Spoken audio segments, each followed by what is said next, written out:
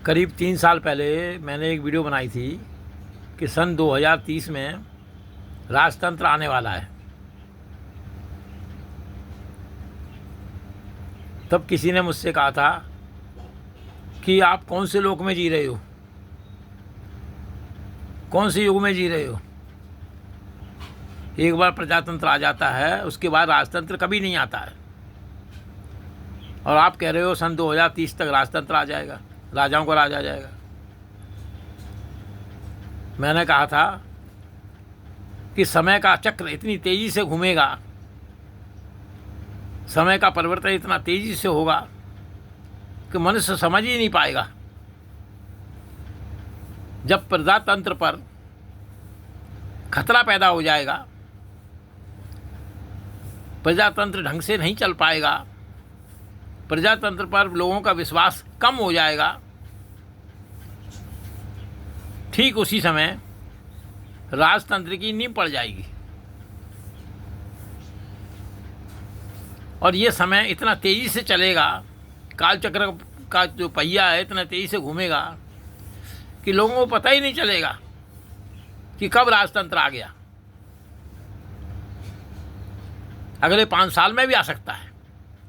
यही मैंने भविष्यवाणी करी थी कि सन 2030 तक राजतंत्र आ जाएगा, राजाओं का राज आ जाएगा। अरे भाई, क्यों नहीं आएगा राजाओं का राज?